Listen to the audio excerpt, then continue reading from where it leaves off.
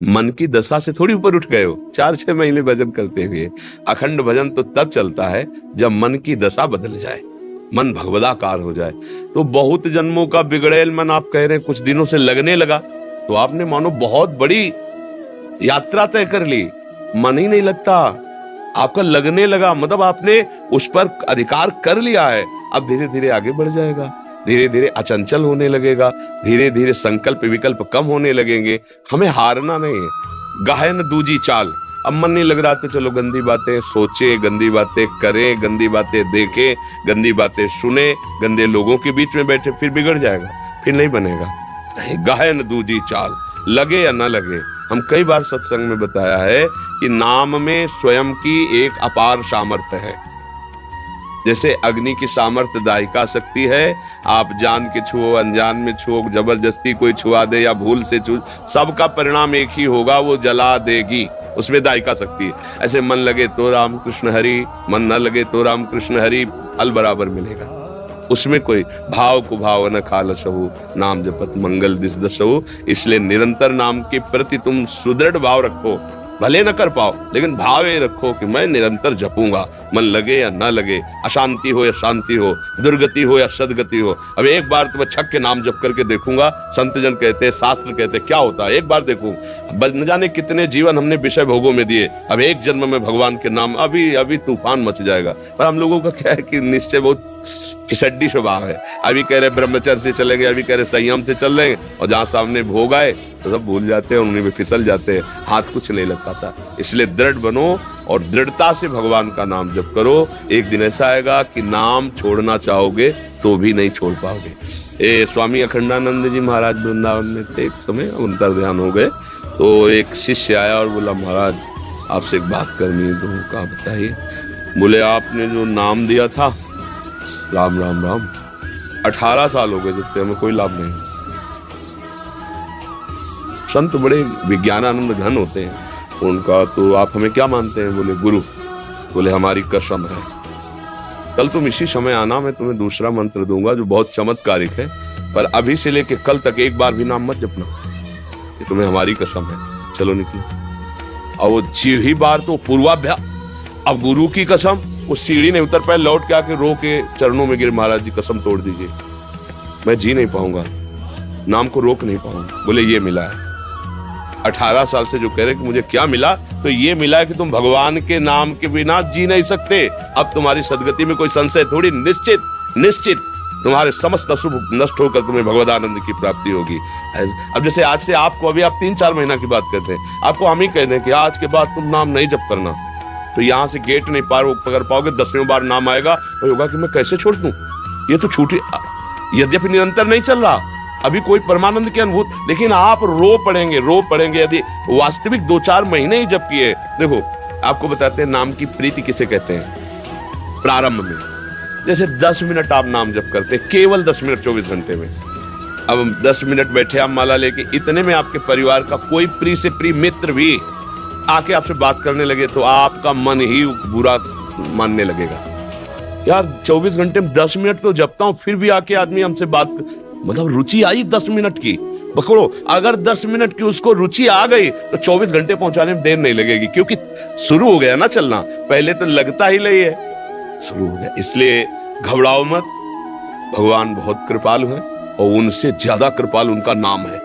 हमको जबरदस्ती रटना है, राधा राधा राधा राधा राधा राधा राधा राधा, परमानंद है। सच्ची कहते हैं यहाँ और वहां सुखी रहोगे, ई परलोक सकल सुख पावत, मेरी सो भैया कृष्ण गुण संचु। हरिवंश महाप्रभु कहते हैं, तुम्हें मैं शपथ खा के कहता हूं, अगर तुम कृष्ण कृष्ण और उनके गुणों का गान करोगे तो तुम यहाँ भी सुखी रहोगे और वहां भी सुखी रहोगे। जैसे संतों को लोग कहते हैं ना, ये बाबा जी लोग हराम का आता है इसलिए वो खाते मौज लेते हैं, अभी तुम जान नहीं पा रहे हो।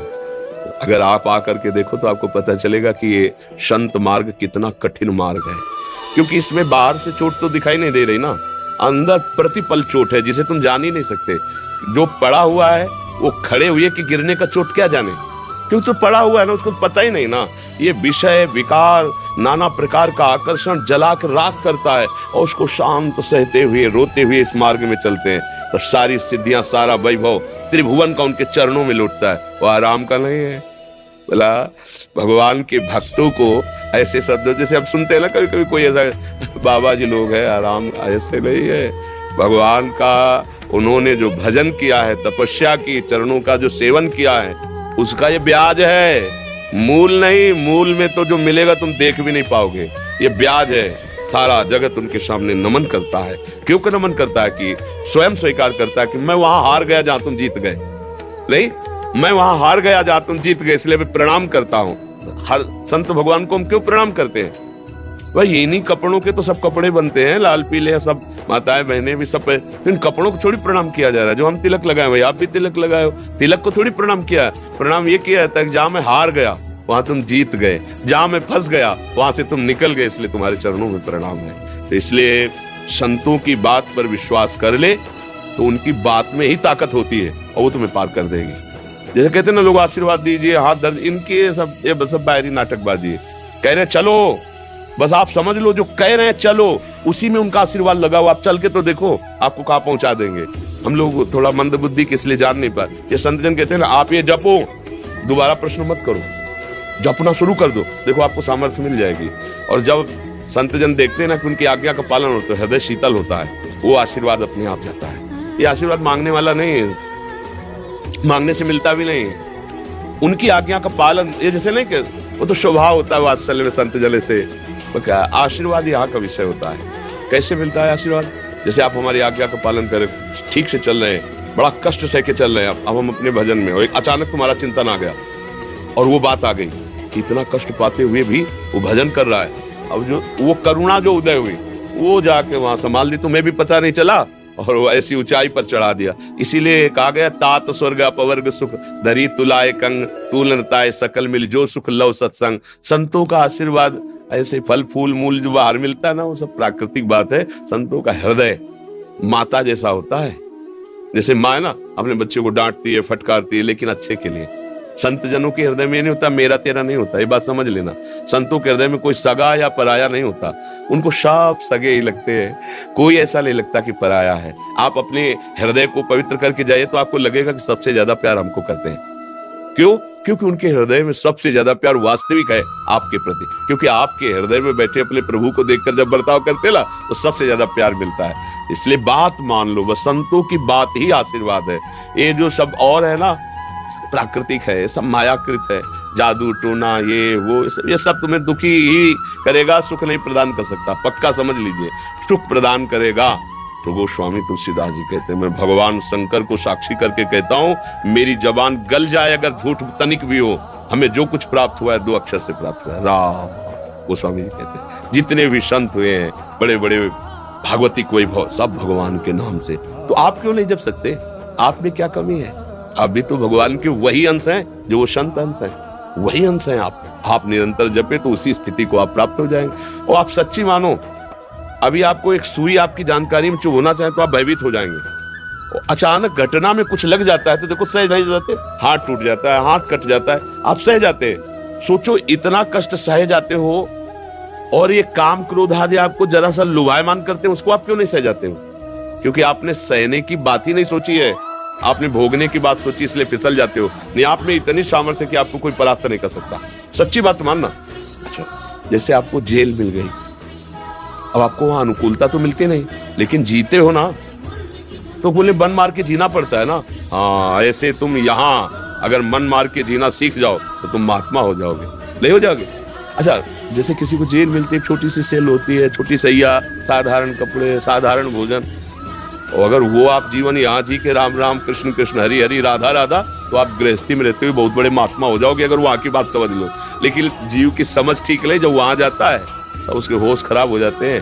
अब प्रभु से संबंध नहीं, विषयों से संबंध, विषय छिन गए, स्वतंत्रता छिन गई, अब यही जेल है। आप जीवन इधर भोगता है, परिणाम में नरक, फिर उधर भोगता है। इसलिए यही सुधर जाओ। यहाँ तुम्हें कोई गाली दे, सह जाओ, अपमान करे, सह जाओ। वहां डंडा चलेगा तो भी कोई सहयोगी नहीं तुम्हारा। समझो, यही मान लो, मैं माया की जेल में हूं, अब मुझे इसे मुक्त होना है, अभी महात्मा बन जाओ। महात्मा का मतलब होता है अच्छे विचार, अच्छे आचरण, अच्छा भाव, अभी आ जाएगा। अब अपने लोग ये तो सोचते नहीं, हमें सुख भोगना चाहे दूसरे को काटना पड़े, बस यही से पापाचरण शुरू हो जाता है, यही से गंदी बात शुरू हो जाती है, यही दुर्गति का कारण।